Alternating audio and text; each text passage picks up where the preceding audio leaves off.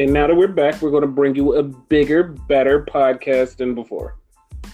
So, Damn right. So let's get started with the wrestling weekend. Huge wrestling weekend. Where do you want to start? Let's start with the one that I actually watched, because there was one I did watch and the other one I didn't watch. Welcome, ladies and gentlemen, to the We Are Wrestling Podcast, episode number 3. I'm your host, Viral Viper, a.k.a. Viper Freeze, with my co-host, The Renegade Enigma. So last week we had some real serious technical difficulties and we could not get the show to you guys. It was out of our hands and out of our control. It was a huge wrestling weekend last weekend, and just so happens that everything crashed at the wrong time. Sorry guys, but we're back now. We're back. Yeah, we're back. It's unfortunate, but it is what it is. And there's a third one neither one of us watched. So yes. But what I'm talking about is NXT UK TakeOver. How do you say Cardiff? Cardiff, yes. Cardiff. In a way, it really didn't matter who won this match, because they both, it was a show stealer in a way. Run down the matches, because you know me with my bad memory. This is going to be a running gag, y'all. So yeah, I remember the match. I forget the order. Okay, the first match was Noam Dar versus, what is that guy's name? Travis Banks. Banks, yeah, the Kiwi Buzzsaw. I totally forgot his name. Which the running gag with us is, if you look at his Titantron, it's a buzzsaw, but it totally looks like a pizza cutter. It totally does. So we call him the pizza cutter. But yeah, this match was pretty good. It was. I'm glad that they had this match, because at the first UK takeover, they were supposed to have this match, but they took Travis Banks off. No, I wouldn't say it's a show stealer. The next match was a show stealer to me, but this... No, I mean, in a way it was, because it was that good. Like, it was top notch. It was a showcase for both of them. Yeah. Like, so from now on, everybody's going to look at them as huge stars. But, yeah. But I believe they were supposed to have this match at one point. I think Travis Banks got injured. That's why they never had it. No. He wasn't injured. They took that match off because they wanted Finn to fight Jordan Devlin last time. Oh, okay. But Noam Dar did win his match against Travis Banks, which I really thought Travis should have won, but Noam came and pulled it out at the end. It was kind of good. Yeah, it is what it is, Like, I totally agree with you. He should have won that. And then we had, from the main roster, Cesaro versus Ilya Dragunov. Great match. Great freaking match. This was a showcase of both men, and it was... Cesaro really showed off how good he is, for real. And yeah, everybody got to see it and was so hyped.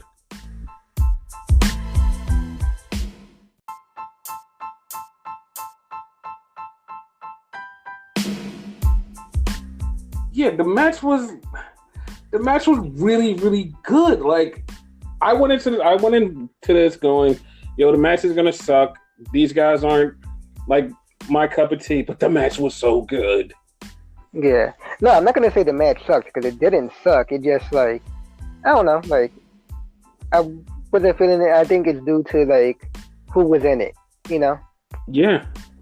That's all. Like, I think I had, like, a personal bias or something against them. It was so cool because Mark Andrews and Flash Morgan Webster, who are from Cardiff, won the tag team titles. Yep. That was cool to see the crowd pop, and it was pretty cool. But yeah, to me, this whole thing was kind of reminiscent of back in, I want to say, the original NXT, when they was first, like, starting out in, like, Full Sales and whatever. Do you remember well, of course you remember, the ongoing feud between Cesaro and Sami Zayn, where Sami Zayn could not beat him for the life of him? Yes, I remember that. That was an amazing feud. That's what this kind of reminded me of. You know what I mean? Like, at the end, like, it seems like Cesaro kind of had a face turn, which I believe is only going to be for UK. Yes. Because, like, right around, like, Raw or whatever show he's on, like he went right back to being a heel. So he went right back to being a heel. I don't understand why they flew him to UK and then flew him right back to Monday Night Raw. Like, why? It was dumb. Like, he should have stayed in the UK. Like, he'll flourish there, you know? Hopefully, sometime soon, he will wind up back in the UK and have fun there. Yeah. But, yeah, like we said, this was a good match. What was the next match? The next match was a triple threat for the NXT UK Tag Team titles. It was Gallus versus the Grizzled Young Vets versus Mark Andrews and Flash Morgan Webster. I'll be honest, I wasn't really feeling this match because I really didn't care about anybody in this match. Dude, to me, this was the freaking match of the night. Well, okay, it was tied for match of the night because they killed it. They went out there and did everything. They tried to kill each other with all types of tag moves and just flips and dives and just punches and kicks. They tried everything. It was so much going on. It was just amazing. Like, I don't know. Like, I guess it's the characters I didn't like. The match itself was okay, but the wrestlers in this match I really, could care less about. Yeah. By the way, we didn't mention it. Cesaro won the last match. I think we forgot about that. But yeah. Yeah, we did. I want them to go other places. You want them to go to places? I want them to go other places. Each one in a different place or all of them in one spot? Because I would want them to separate, in my opinion. I would want them to separate. But, yeah. Next match? The next match was a last man standing match with Joe Coffey versus Dave Mastiff. This match was awesome. Like, they went in. Like still like a line from back in the day. This was two horses going against each other. And I don't use that term, so like they beat the living shit out of each other. They didn't care. They just beat the shit out of each other. Pretty much. They just wouldn't stop. They just kept beating the shit out of each other. In the finish, I love the finish because it seemed like it came out of nowhere and it was something different. Yeah. So Joe Coffey was beating the crap out of Dave Mastiff and they were in the back and Dave Mastiff was trying to get up and so was Joe Coffey, but it was a rolling chair that Dave Mastiff was putting his hand on and Joe Coffey kicked it right at 9 and Mastiff went down and Joe Coffey won. I love the finish. The finish was amazing. I laughed my ass off on that. Like, wow. That shit was amazing. That's like something like borderline someone like Eddie Guerrero would do, like cheat to win type of thing. Yes, that's what made it so cool. Yeah. But yeah, I believe the next match was the women's title match? Right? Yes. It was Kaylee Ray versus Toni Storm. Now, coming into this match, Toni Storm was already injured. But she did put on a good effort against Kaylee Ray. Yep. But she lost. And backstory behind this is like, they were like real tight friends or whatever. Like, I enjoyed the match, but I also enjoyed the story behind it too. Mm-hmm. You know what I mean? That's storytelling is kind of like a missing art in wrestling. Like, this had it. So I like that. This had it. And there's a lot of questions about Toni Storm. We might get to answer some of them a little bit later. Yeah. But like Viper said, you're winning her and new NXT UK champion, Kaylee Ray. Kaylee Ray. And then in the main event. Oh my God. Go ahead. It was the NXT UK champion, Walter, versus Tyler Bate. Man, like this match was, This was the definition, and like it's cliche and whatever, but it's the definition of David versus Goliath. Because you see these two guys stand next to each other, it's like, yeah, that little guy's gonna die. But no, he went in. He went in. He kicked Walter's ass. Walter kicked his ass. they beat each other from bell to bell. It just was grueling, just ass whipping, just a straight fight. It hypes me up. Like, I'm hyped right now thinking about it. It was a great match. It was like, oh my God, I love this type of match. Like, wow. It just was a wow match. Dare I say Walter won damn near by luck. Like they say, the skin of his teeth. You know what I mean? Like, he barely got out of that alive. Yes, because Tyler, if Tyler had a little bit more strength, we might see a different outcome. But yeah, God, man, that was such a great match. And in case you couldn't tell, like what we're saying, the outcome is your winner here and still WWE UK champion Walter. Yes. Now, question for the end and whatnot, right? They had British Strong Style, Trent Seven and Pete Dunne there, along with him and whatnot. Yes. Kind of felt like their whole swan song of whatnot. I know Pete Dunne is in NXT right now, regular NXT. Do you think they're gonna like shift over Tyler Bates somewhere? But yeah, all in all, like great show. You know what I mean? Great show. I would dare say that it was the show of the weekend. Okay. I would say that. Cool. Getting to one of the other shows that we watched. Well, you watched.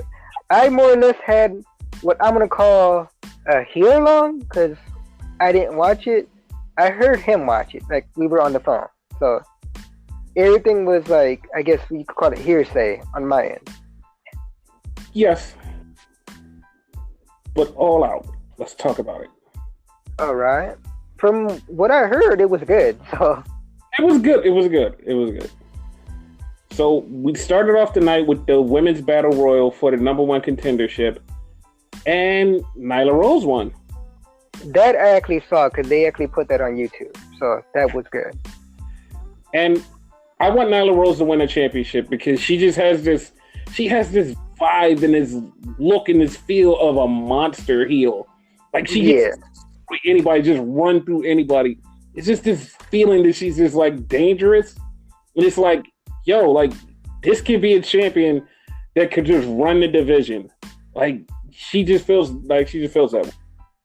I would love a feud between her and Awesome Kong. I see that coming because in the Battle Royal they had a little face to face and it was like, this is something here. This is something. So yeah, I can't wait for that to happen. Yeah, exactly. And the next match was a tag team match. It was Private Party versus Angelico and Jack Evans. Great match too. Isn't this like part of a tournament? It is. Actually, it's not part of a tournament. It was just a tag team match that they threw together. Oh, it was just a tag team match? Okay, because I know they're going to start their tag team tournament soon. Yeah, but I don't know why this wasn't. Oh, that's right, because on the second episode of the AEW show, it's going to be the Young Bucks versus the Private Party for the tournament. So I guess they just decided not to make this part of the tournament. Oh, okay. And the match was really good, and Private Party actually won the match. And a little quick story that I heard from Jericho. Private Party has a finishing move that they do, like, and it's kind of sort of like the Judas effect. They actually went up to Jericho and told them that they had the move, and they told him that they weren't going to do it. And that was like a big thing because, like, respecting the industry, to tell Jericho, like, listen, we have this move, but we're not going to do it because you do it. And he, like, it earned them good points with, like, everybody backstage, including Jericho. And that's a real cool thing to me. Yeah, because say what you will about Jericho, love him or hate him, he's top notch. You know what I mean? He's up there. So, you got to give him his respect and whatnot. Right. So, like, they earn lots of respect there. Yes, and Private Party did win the match, by the way, which was pretty awesome. Mm-hmm. Now let's get into the next match, which was SoCal Uncensored versus the Jurassic Express. I don't like that name. I don't like it either. It's just too weird. I like what Luchasaurus and Jungle Boy are called, a boy and his dinosaur. It fits, but perfectly. Like they could call he's just like extra. Like he shouldn't be part of this group, in my opinion. I mean, I like it because he's, as weird as it sounded, he's like their pet. It's weird. Yeah. Like I had to think about that after you said it. It's a thing. And this match was pretty cool because Luchasaurus ran wild in this match, and it's like, dude, he's doing stuff that a dude his size should not be doing. And it was like, oh my God, it was fucking amazing. Like, dude, you shouldn't be doing this, but you're doing this and like stealing the whole match, and everybody's going, wow. I've saw Luchasaurus before, but I don't know if I've ever seen him like go crazy like that. And it was pretty badass. If I'm not mistaken, he originated in Lucha Underground, right? Yes, he was a big thing in Lucha Underground. Yeah. But I don't think he ever went in like that. So yeah. Mind you, like at this point, y'all, I wasn't watching it. I just saw clips online, and yeah, this guy is good. Like he's gonna be a star. Yes, he's gonna be a big star. And SoCal Uncensored won with the best Meltzer ever, which is a combination of the best moonsault ever and the Meltzer driver. Shots at the Young Bucks. Yeah, they did that in Ring of Honor when they was facing the Young Bucks for like the tag team title. They did it just to fuck with them. Okay. And they decided to keep it. Like, so they kept it and they still use it to this day. And the next match was Pac. That's how we have to say it now. Pac versus Kenny Omega.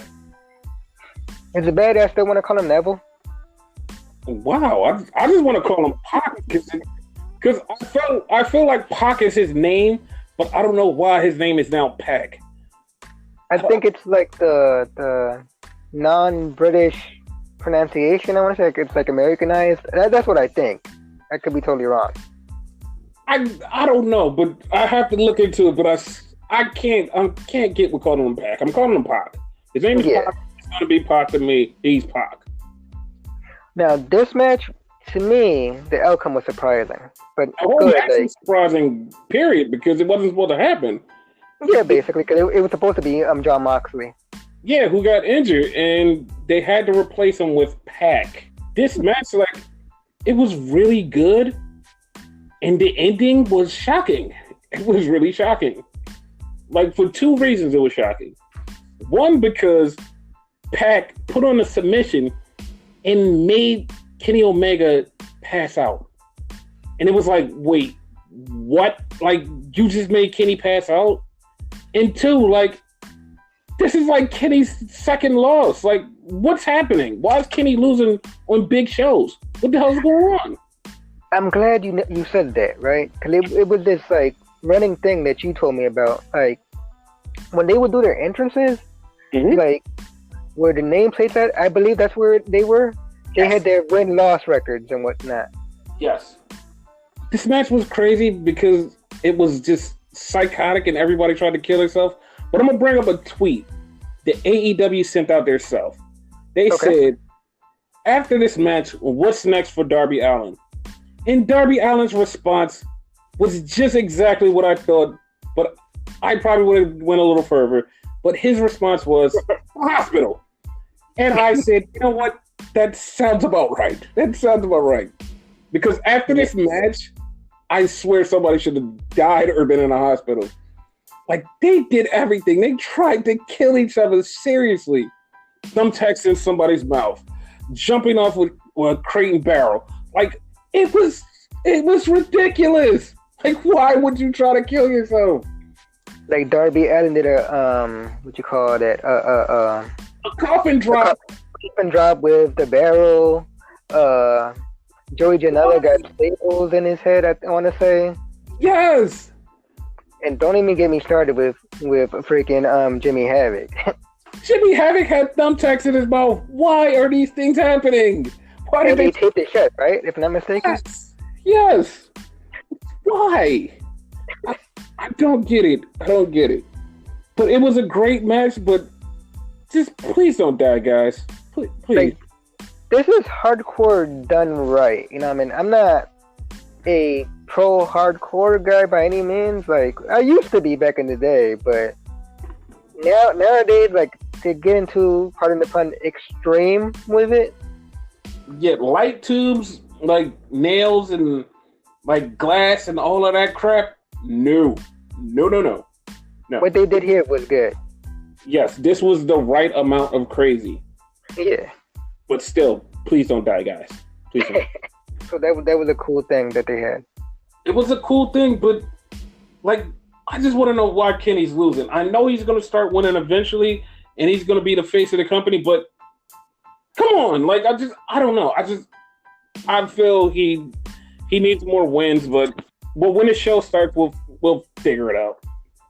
While I like Kenny and all that, remember, he's a VP. So, like, I don't know. I'm not really down with it. Like, it feels like a Shane McMahon type of thing, where he just wins because he's a higher up.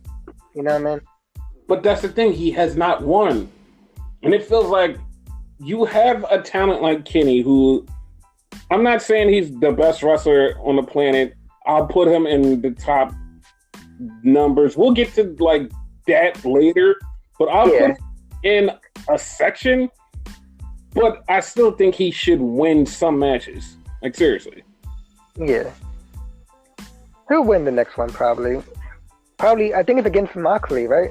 For the next pay-per-view? Yes, against Moxley at Full Gear, which is the next pay-per-view from AEW. He'll win that one, I do believe. Okay. In the next match was the Cracker Barrel Clash between Jimmy Havoc, Darby Allin, and Joey Janela. Is that literally what it's called? That's literally what it's called. It was sponsored by Cracker Barrel. It was really sponsored by Cracker Barrel. Wow. They need to, like, have somebody, like, name their stuff better. Basically. So the next match was another tag team match, but the winner of this match gets a first round bye in the tag team title tournament, which, if you really think about it, that's not really a bye. It was the Dark Order versus the Best Friends. Yep. I didn't really care for this match. The Dark Order won, but I didn't really care for it because I'm not too hyped on the Dark Order. Not at all. Which is funny because I'm like the total opposite. I kind of like them. Oh, it's not my cup of tea. But yeah, the Dark Order won. They beat the Best Friends. And then after the match, Orange Cassidy came out. Which is apparently the third friend. Which is the third best friend. He came out and he did his thing and he looks pretty cool. Yep. But you know, if y'all don't know his thing, he basically fights with his hands in his pockets the whole time. He's basically like so laid back and chill and just wrestles like that. It's funny, but I can't wait to see when he really gets serious and whoop somebody's ass. I want to see that. And the next match was Riho versus Hikaru Shida, and the winner will fight Nyla Rose on the first episode of AEW television. So this match was really good, and I wanted Hikaru Shida to win because I was a fan of hers before she came to America, and like I think she's really good. So I was rooting for her, but she was a heel in the match, and Riho was the face. So I didn't know how to feel. But then Riho won the match, and I was excited because Rio's really good. But at the same time, it's like I wanted Shida to win. Like, but Rio's gonna face Nyla Rose, and I think probably Rio's gonna be the first champion. You think it's gonna be Rio? Yeah, I think so. Oh, okay. It would be nice if it was Rose, though. It would be, but I think that they're gonna go with Rio as a safe bet because she's like young, pretty, and she can wrestle. Oh, okay. That's why I think that's gonna happen. And then the next match was a grudge match. It was Cody Rhodes with MJF versus Sean Spears and Tully Blanchard. Wait. You're wrong. Okay. It was Captain Cody Rhodes. Because they had this whole Star Trek spiel. Yes. Arn Anderson, who did a run. Yes, sir. Now, the thing about Cody's matches at pay-per-views, it feels like every time he wrestles, it feels like a throwback to the 80s. Like, it just feels like an old school match. And especially this match. Because it had... My favorite part was when Arn Anderson came out, Tully Blanchard looked confused. Like he was confused. He probably figured, like, since they had the Horseman affiliation, you're supposed to be on my side type of thing. But it was the funniest thing because he just, after Arn Anderson beat up Sean Spears, he had this look of total confusion, like, dude, what the fuck? Like, he even followed him to the back, kept saying, what happened? And Arn didn't give him no answer. He just walked off, and Tully's still looking at him like, what happened? He left Sean Spears out there to lose, and Sean Spears lost to Cody. And after the match, it was a very interesting moment where MJF picked up the chair, and everybody thought that MJF was going to hit Cody. Including yourself. Including me. I really thought it was going to go down. But he didn't. So we're going to have to wait for that heel turn. Damn it. Because it's going to happen. It's definitely going to happen. Don't be surprised. And this is our theory. I wouldn't be surprised if it's somebody else's theory. MJF was the one that paid Sean Spears to attack Cody to begin with. I believe that. If I'm not mistaken, you were the one that came with the theory and told me. So. That's why I believe that. So the next match was a Escalada de la Muerte match, which in translation was a ladder death match, which they tried to kill each other with ladders. It all went out, man. Between the Young Bucks and Pentagon and Phoenix. The funny part about that, right? We went from the Young Bucks versus the Rhodes brothers, right? I need my brother. To, I'm gonna kill your brother. Yes. It was so many crazy bumps off the ladder. At one point, I swore Nick Jackson died. He fell off the ladder and his legs caught the back of the ropes. And I was like, oh my God, he died. But he got up and was alive. And then they fell off the ladders, through the ladders again. It was like, oh my God, he died. And they got back up. Then it was again, and then it was got back up. But that kid is adorable. Yes. But the Lucha Bros, Pentagon and Phoenix won the match. And they didn't get a chance to celebrate because Richard Nixon and Bill Clinton came out. Dead presidents came out and just beat the hell out of them. Which, for you guys who don't know, it was Santana and Ortiz, LAX. Former LAX, because they might change their name to actual dead presidents. That's what's going on the internet right now. So yes. I hope that's the name because it makes sense.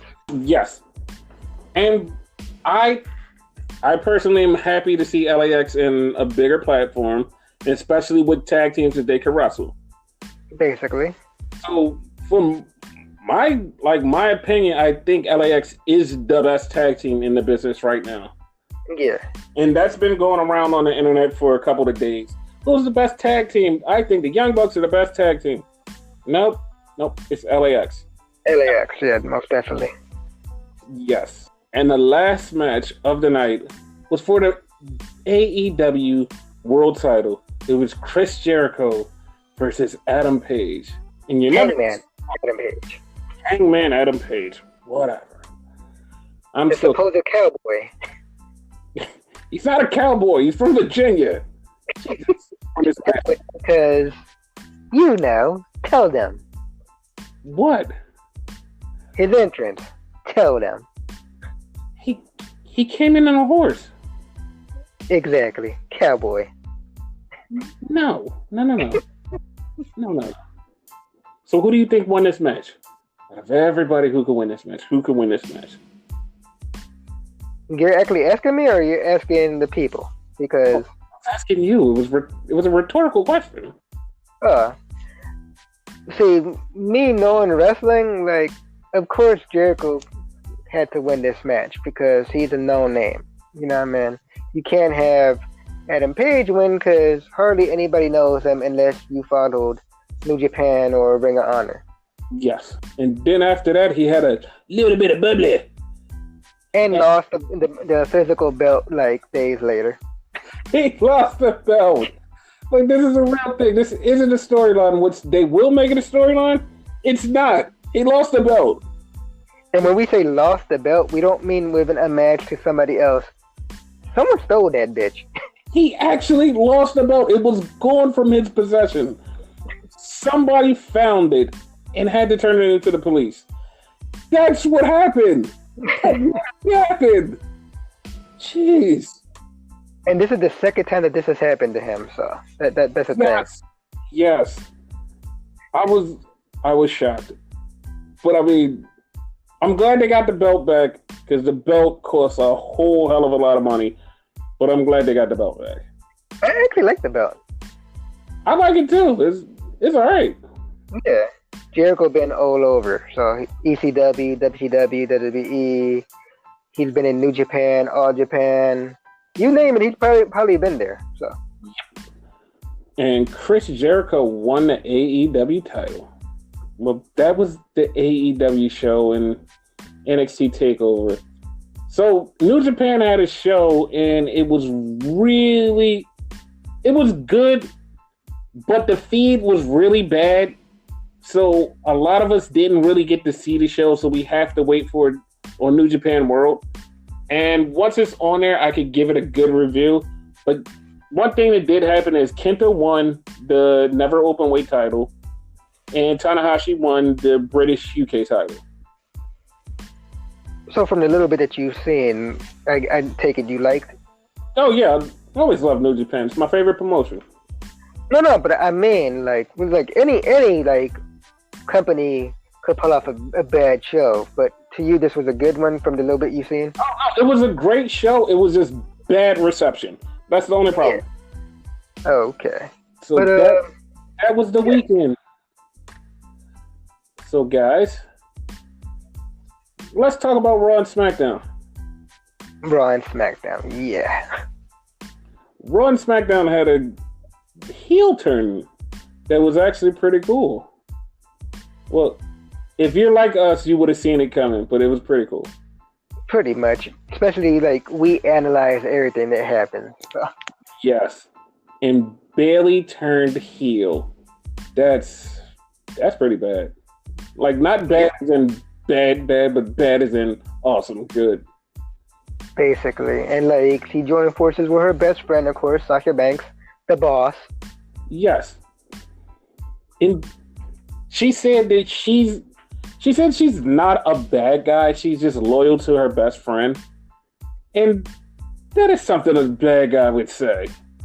Pretty much. Like, she's gonna wind up being one of those, like, delusional, like, bad guys who doesn't know they're a bad guy. Yes. I like those. Like a comic villain where they think they're the actual hero, but they're not. But if you ever analyze it, she is a good guy. She didn't do anything wrong. She just was a best friend. Yeah, there's that. Yes.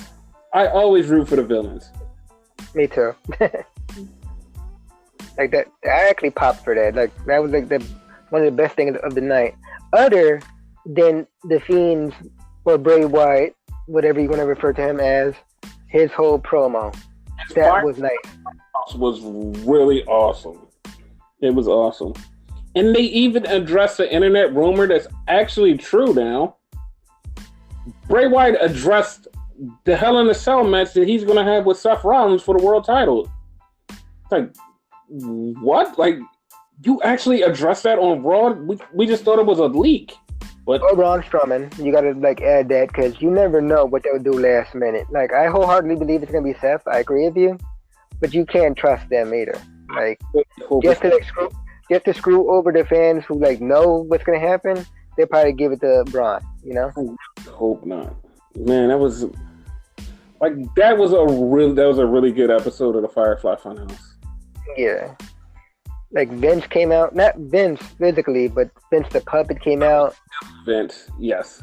And like he basically was about to fire Bray, but he showed him money. Like it was hilarious. Like if you find it on YouTube, I suggest watch it. Yes, please watch it. It was hilarious. Yeah. So on Raw, the King of the Ring happened. So, yeah.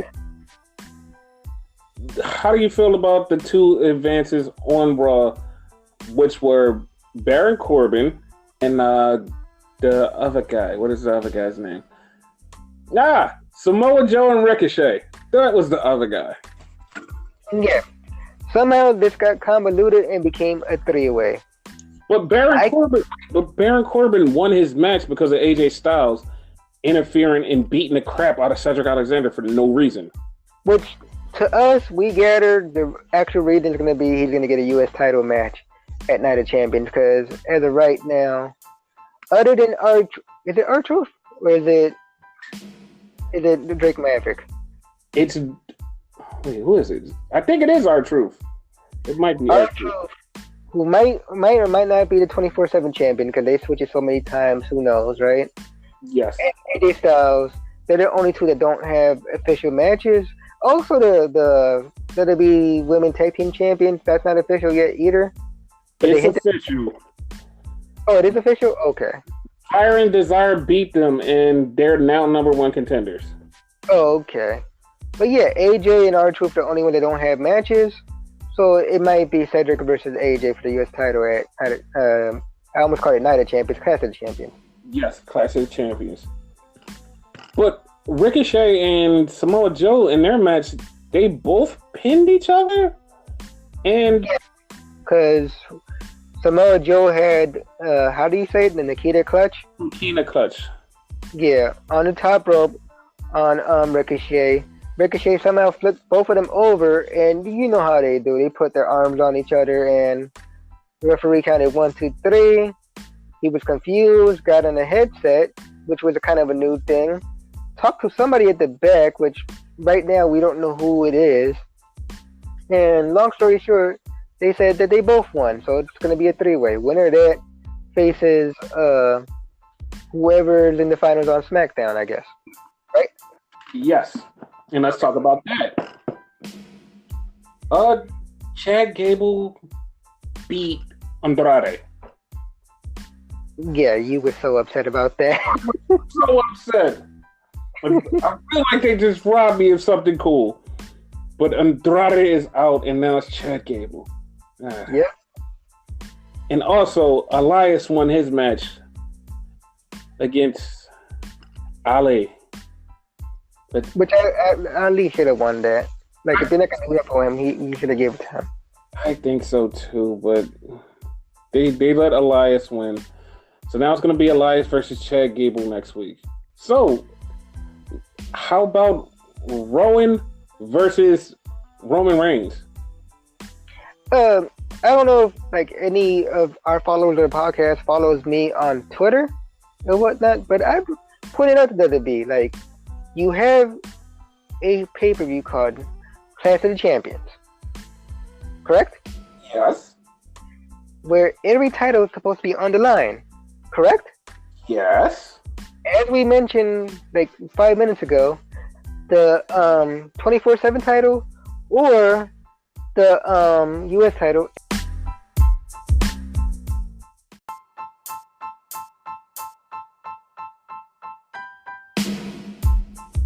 And at the time, the WWE Women's Tag Team Championship, like none of those titles were going to be at the card. As I tweeted this, and I tweeted WWE, I'm like, okay, you have these three titles that are not on the card yet, but yet you put Roman versus Rowan. Why? You know?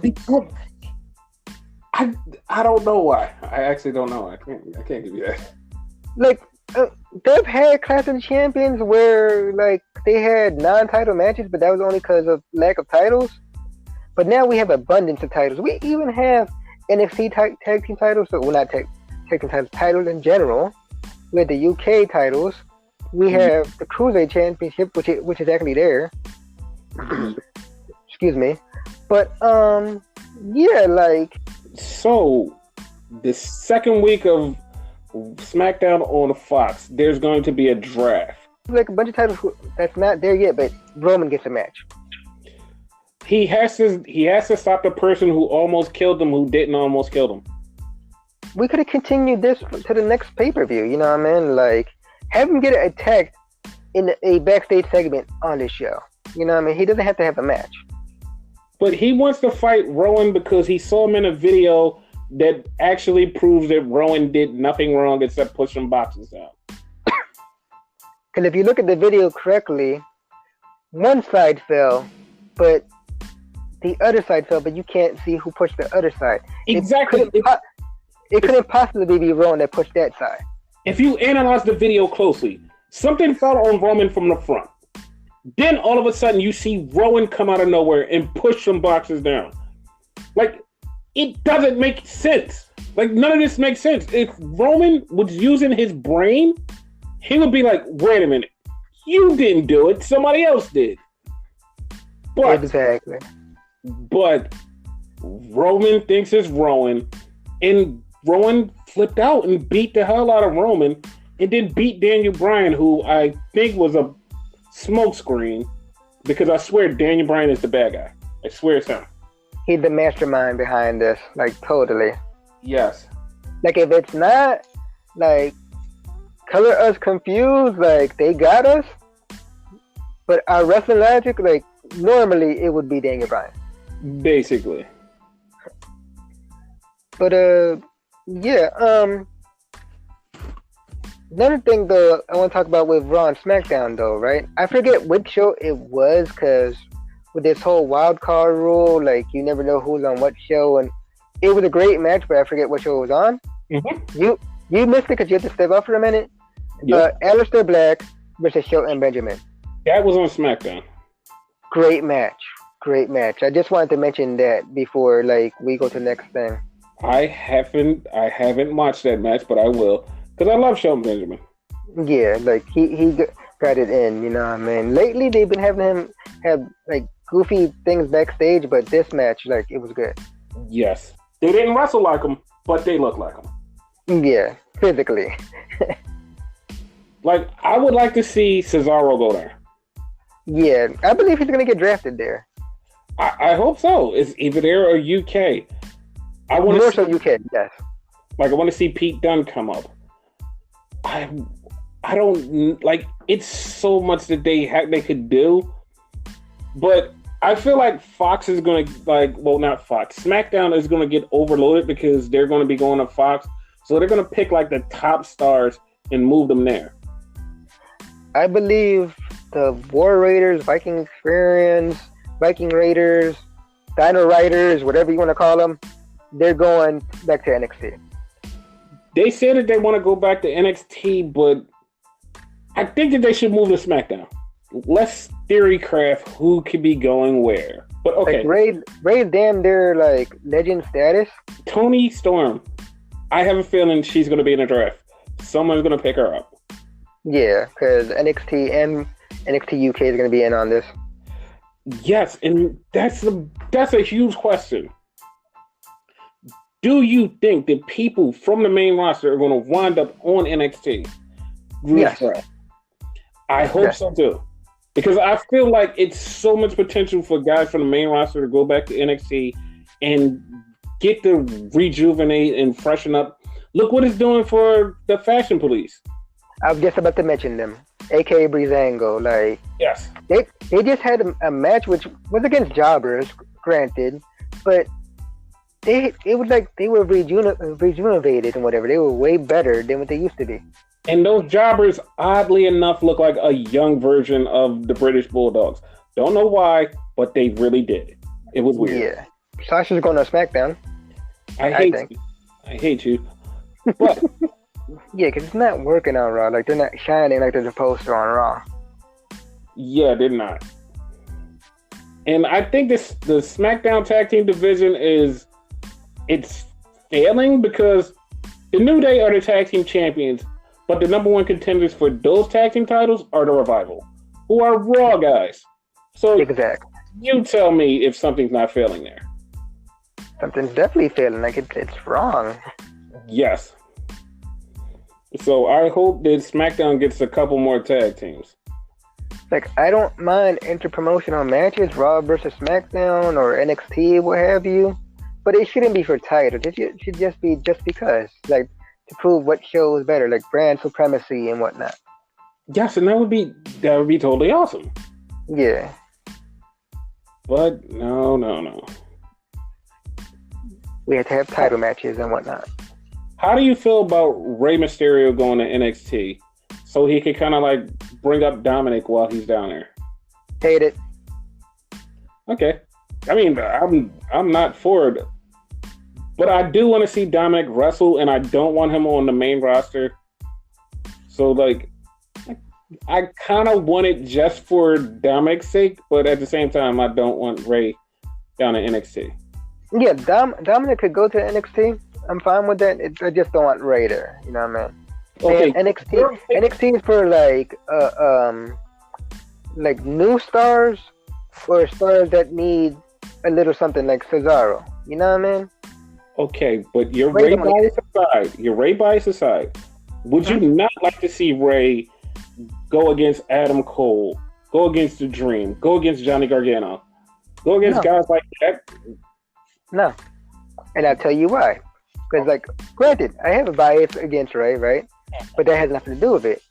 I'm more for them because his popularity and his notoriety, you know what I mean, him being the guy for all intents and purposes, right?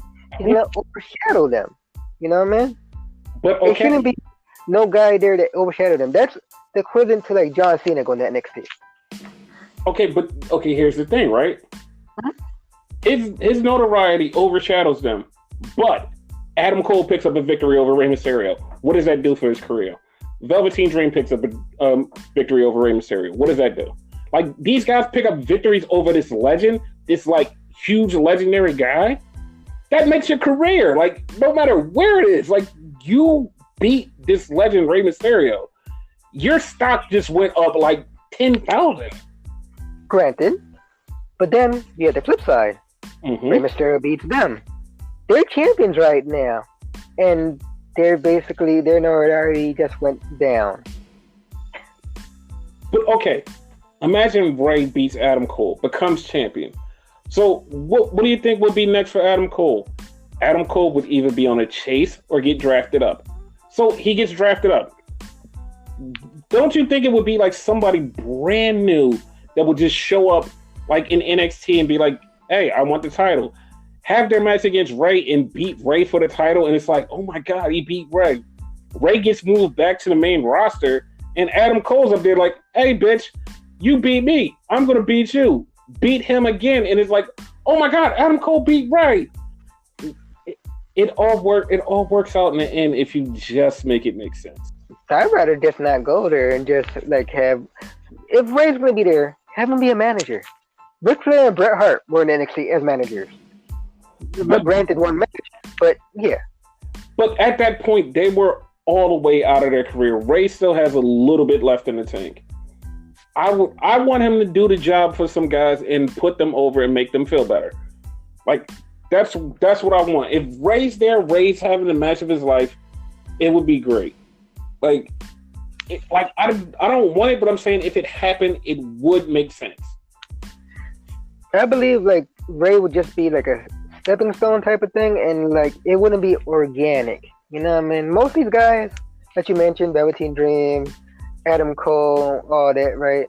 In their NXT career, because Adam Cole has had a career before this, has grown organically within the NXT product. You know? Right. You add in like Rey, it's like, oh, okay, like whatever, you know? But imagine the shock and awe of everybody when he pins Ray in NXT.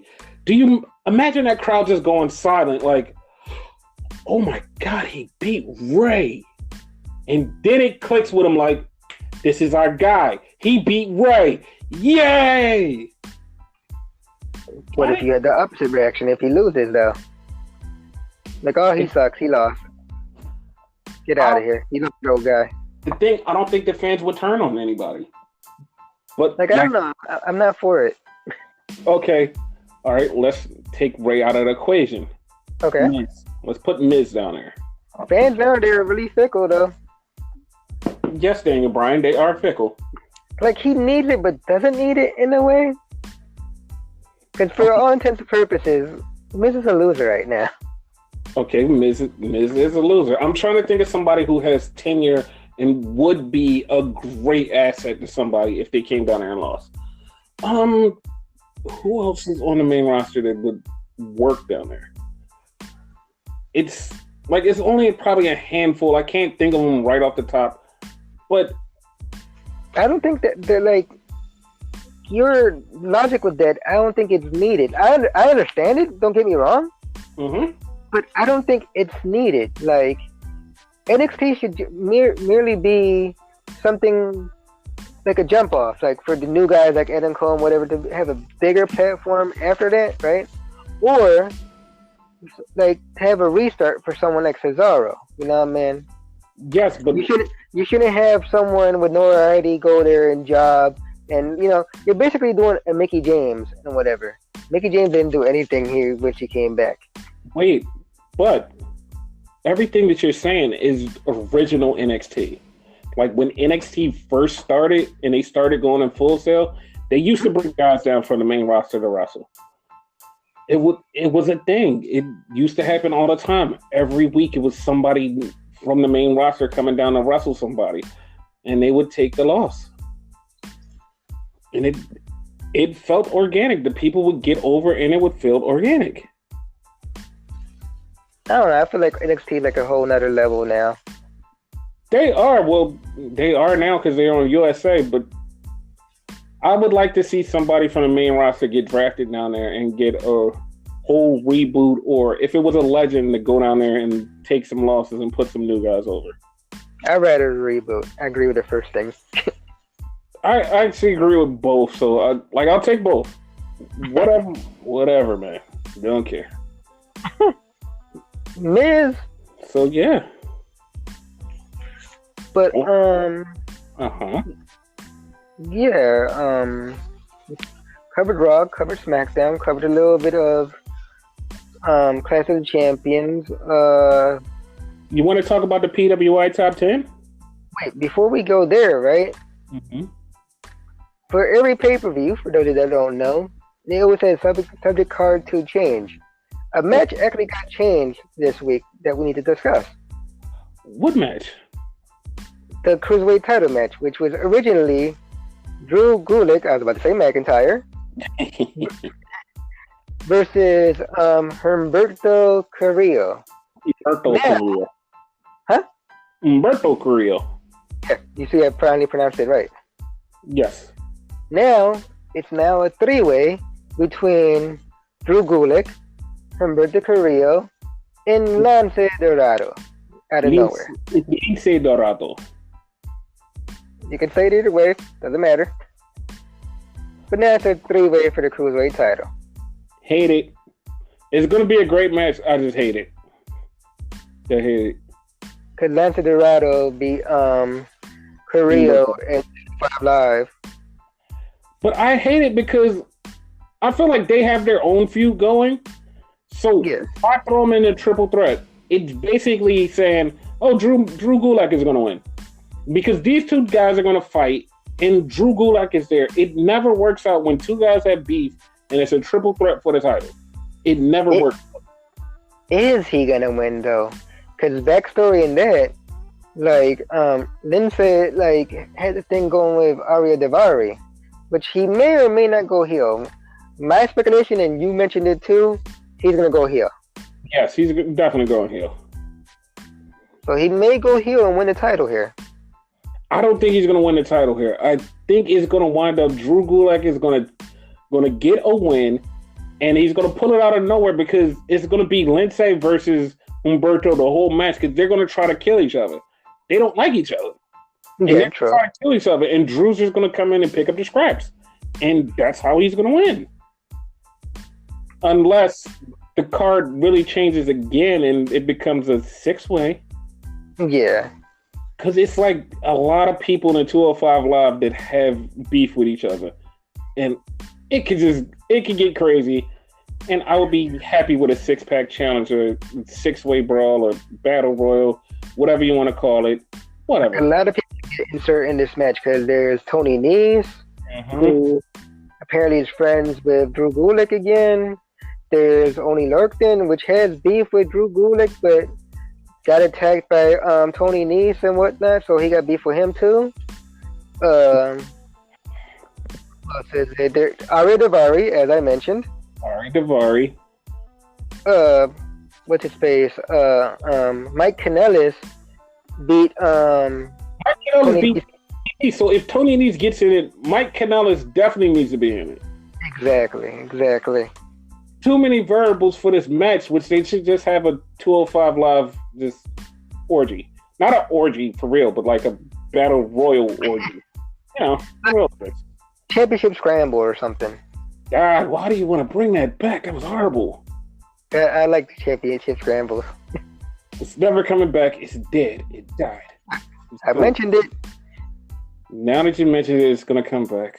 I'm sad. And for y'all listening, right? If y'all want this, go on Twitter and send the WWE hashtag Cruiserweight Championship Scramble. And if y'all do that, I will find a way to delete that tweet so WWE never sees it. No scramble. But yeah, like other than that, like nothing really noteworthy happened on 205 Live, right? Yep. Just that. How about NXTs? Either one? Nope. Yeah. So let's run down the card to Clash of Champions, and then we'll go to the PWI thing. So it is Roman Reigns versus Rowan, which you're not okay with. Nope, not at all. Sasha Banks versus Becky Lynch. Which I believe should be main event, but that's beside the point. Oh, it's going to main event. Nakamura versus The Miz. With Sami Zayn in Nakamura's corner, which makes no sense to me, but whatever. They're trying things. The New Day versus The Revival for the SmackDown tag titles. Yeah. Kofi Kingston versus Randy Orton. Exactly.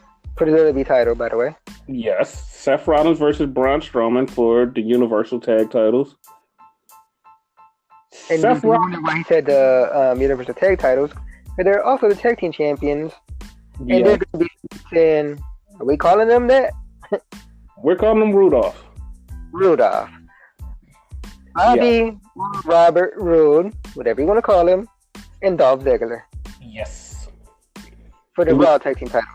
Yes. We have Bayley versus Charlotte for the SmackDown Women's Champion. Mm-hmm. We have Alexa Bliss and Nikki Cross versus Mandy and Sonya. Yep. And we also have the King of the Ring final. Yep, which you want to speculate on that now or no? I'm speculating it's going to be Ricochet versus Elias. I think, like, normally they always have that, like, heel-face dynamic and whatnot, right? I believe it's going to be either Ricochet versus Chad Gable, right? Or Samoa Joe, since Samoa Joe came at him against Chad Gable. Because Chad Gable's been messed with this whole freaking thing, so. Yes.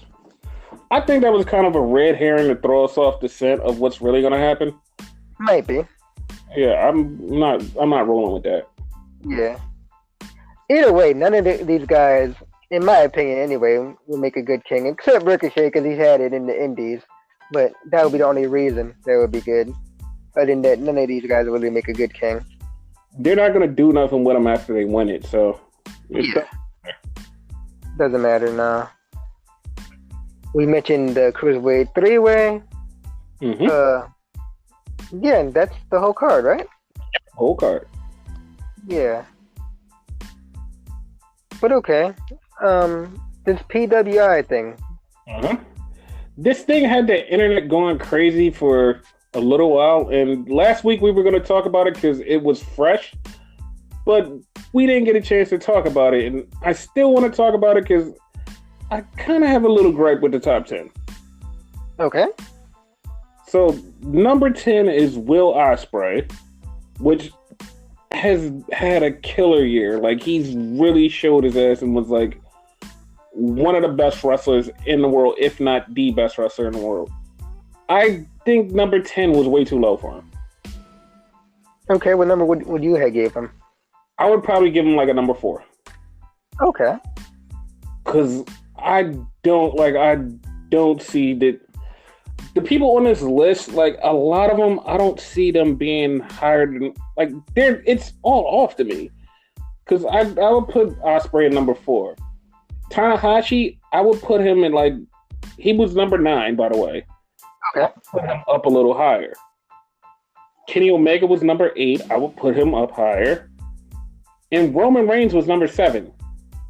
Like, okay, Roman Reigns didn't have a blowaway match at all this whole entire year. I'm not putting him, and he's not even in the top 10. Like, I can't even mention like a fantastic match that he's had. He's had good matches. Good though, not fantastic. Exactly. So I can't give him that. I can't give him that. Yeah. Like, I would take him out. Johnny Gargano was number 6. I still think Johnny Gargano was low. I think Johnny Gargano should have been up to like number 2 or 3. Okay. Because Johnny Gargano, all of his matches, like from the last 2 years, he deserves to be like number 2 or 3. No. I'm not rolling with him being at number 6. Okada at number 5. I kind of agree with Okada being at number 5. Kofi Kingston, I agree with him being in the top 10, but I don't think he should be number 4. I really think Kofi should be like number 8, but I don't think he should be number 4. Yeah, like, I agree he should be in it, but not number 4. Yeah. AJ Styles. I know AJ Styles is good, but I don't remember him having more than 2 good matches this whole entire year. I would have replaced him with Adam Cole. Honestly, I would say like his 2018 was better than his 2019. Yeah. And number 2 was Daniel Bryan, who I would put number 1 because Daniel Bryan flipped around his whole entire gimmick and became a bad guy and a Planet Champion. And when he did that, he had some of the best promos and the best matches. So I would put him like number 1. I put him. They're one of like the top heels in the whole company. Exactly. Like, you would actually look forward to Daniel Bryan's match. Like, he was such a good heel that he made Kofi be in the top 10. He made Kofi's title match the match of the night because it was so emotional with everything surrounding it. But it was because Daniel Bryan, like, he made it that way. That's why. Because, like, the thing about it was stuff like that, I don't know if, like, you noticed it, you probably have, right? Mm-hmm. Daniel Bryan was a top face. Dare I say the number 1 face at the time, right? Mm-hmm. And when people like that go heel and whatnot, the fans cheer them no matter what. Sasha Banks right now, for example, she's supposed to be a heel, but the fans like love her to death. You know what I mean? But Daniel Bryan's such a good heel, he's getting booed. Exactly. You know what I mean? Maybe he should get booed a lot more, but you know what I mean? But he's getting there. Like he's like that annoying part, you know? Right. So he's good. Exactly. And the person who I don't think should be number one is Seth Rollins. Seth Rollins should be number. He should be number. They made him number one. They made him one. They made him one. I don't see it. I don't see it. You see, I cut you off, like, because I didn't mean to cut you off, but like that boggled my mind. Like, really? Yeah, I don't see it. Like, I can't even say he was the best wrestler out of WWE. Like, no, I don't see him being number one. I'm sorry. I want to crap on him, but I don't think he even belongs in that list. I'll give him top 10. I'll give him top 10. If you had to put main roster guys in it, I give him top 10. I mean, if you're only counting WWE, but there's a lot of other people that you could have put on there. Yeah, so I'm still putting, like, I'm not putting Seth in. Well, I'll put him top 10.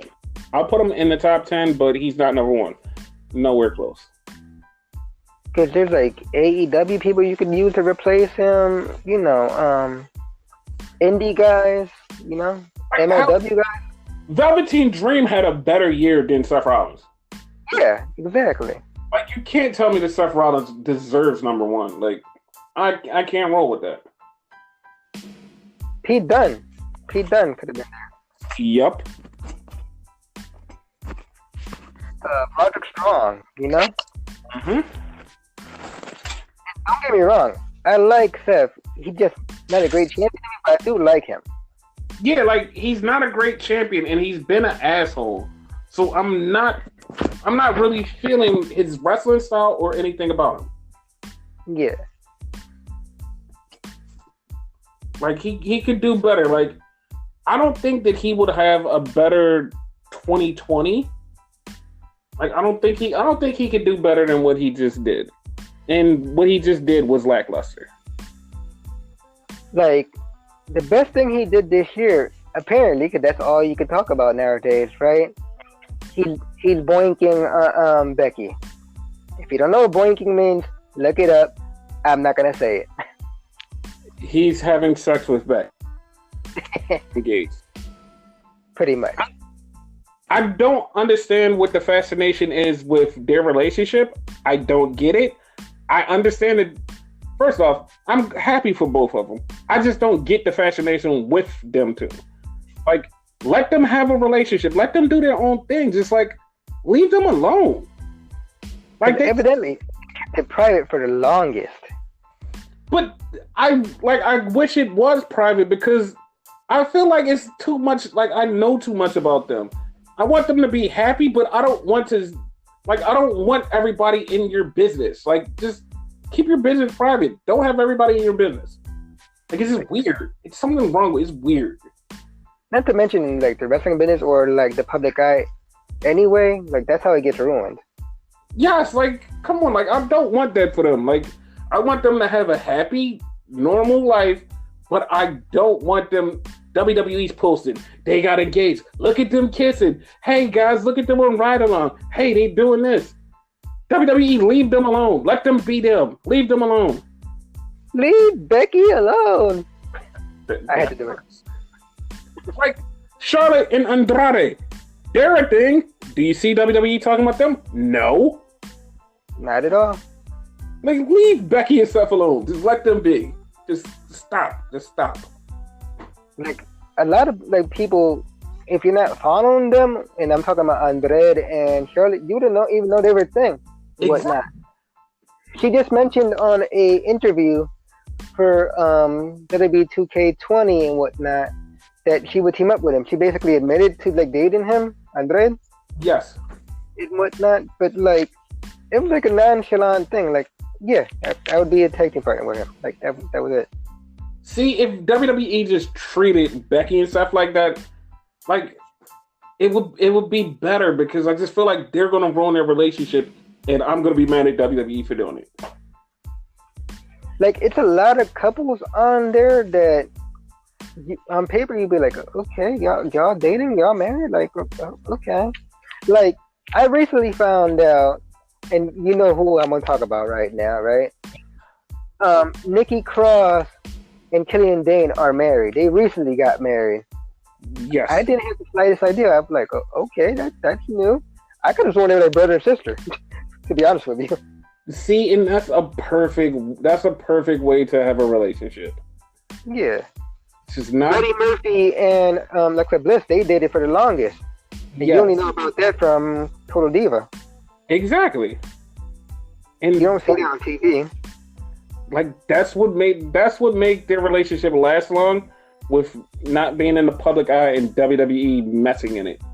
Mm-hmm. Like, man, oh man. For all that, do a storyline with Corey Graves and Carmella then. That's the thing. Exactly. Like, it's so many relationships on here, but you're focusing on that for no reason. Right. And it's not like they were okay with it, because they really wasn't. They wanted to keep it private. Like, he said that so many times, was like, yo, I just wanted to keep this private, but hey, they wanted to bring it out there. I just don't get it. Yeah. WWE is weird, and so are some of you obsessed fans. Weird. Basically. Weird. So what else you want to talk about? I don't know. Like, what else is there? Like, 'cause we missed the whole week, so we're kind of off. So. Yeah, we're kind of off, and for some reason this week was kind of slow in news. Yeah, it was. Most definitely was.